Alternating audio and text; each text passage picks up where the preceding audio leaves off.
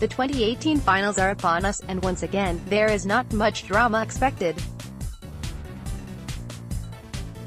The Warriors are the biggest favorites since the Nets were sent to be slaughtered by the Lakers in 2002, a reality that is especially glum when considering that this is the fourth consecutive time we've seen these teams play for the title. That means we are likely to be short on surprises, and likely to be hard up for interesting storylines. But to that, we say, pshaw.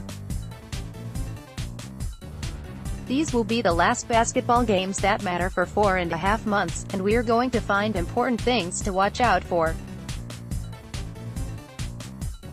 With that in mind, we've got the 20 players who matter most in this series, and why. 19 and 20.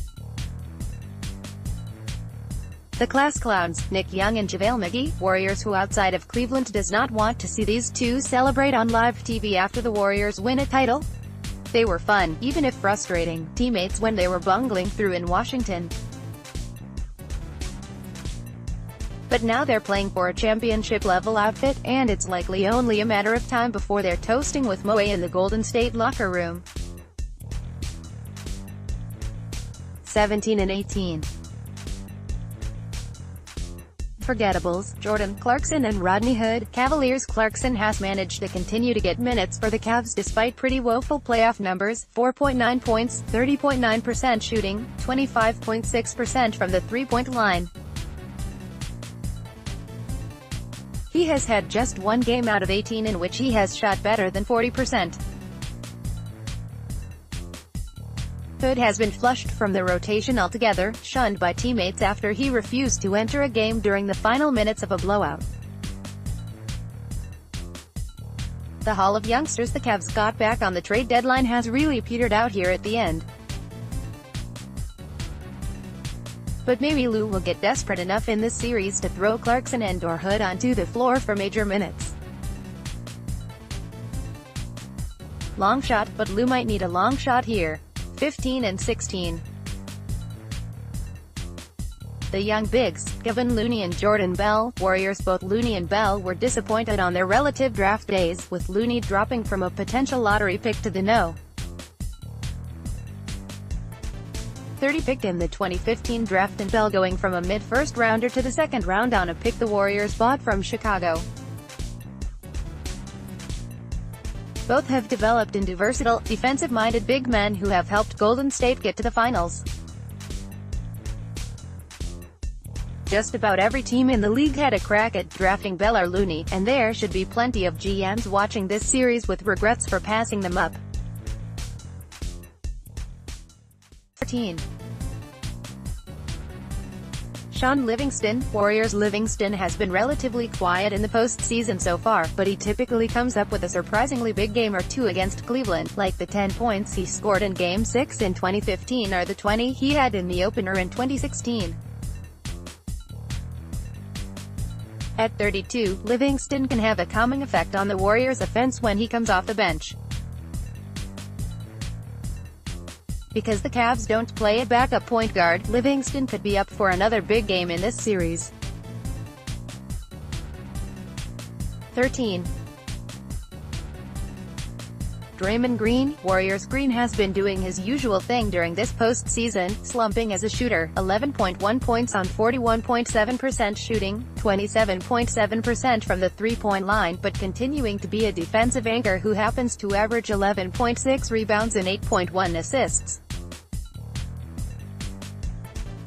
He is also averaging 3.4 turnovers, a team high, and that's been the Warriors' biggest area of concern all season and into the playoffs. Of course, another area of concern is Green's penchant for on-court emotional explosions, though he is coming into this series with a cushion. Green has 3 postseason technical fouls, which is still 4 techs away from a suspension, and 1 flagrant foul. He would need to commit another flagrant, plus a flagrant 2, to be suspended. 11 and 12. The boardmen, Tristan Thompson and Larry Nance Jr., Cavaliers coach Tyrone Lue took a while to get Thompson back into the starting five in the playoffs, and he has not been very consistent with the minutes for Nance. He played a little more than 8 minutes total in the Toronto series, played .353 in the opener against Boston, then shot 12 for 13 with 4.5 rebounds in 14.9 minutes in the next 6 games. Golden State has been a very good rebounding team this season, ranking second in the playoffs with a 52.2 rebounding percentage.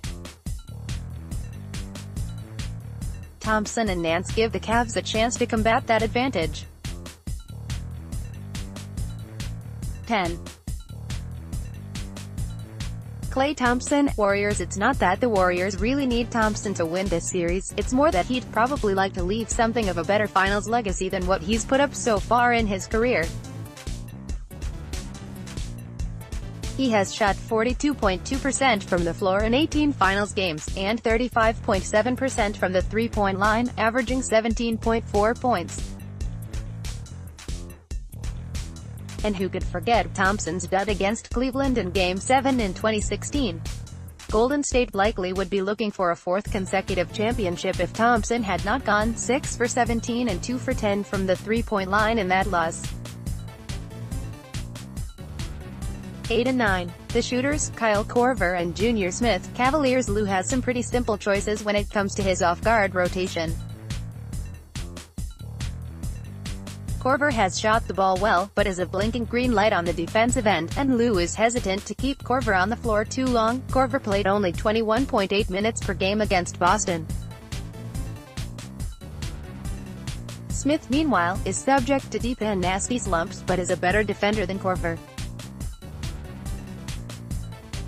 Lue has preferred to gamble on the ill-advised shots. Smith sometimes takes over Korver's defensive liabilities. 6 and 7. The wounded, Kevin Love, Cavaliers, and Andre Iguodala, Warriors. Already, Iguodala and his mysterious knee injury have been ruled out for Game 1. That will be a blow to the Warriors' offensive flow. When Iguodala has been on the floor in the playoffs, they have had an effective field goal percentage of 55.5%, as opposed to 51.8% when he is off the floor. Their assist rate drops from 67.7% to 59.4% without him. The focus will be on the team missing his defense against James, but it's really on the offensive side that the Warriors will want Iguodala's presence. Love, dealing with a concussion, has a less dramatic impact by his potential absence. He's the team's no.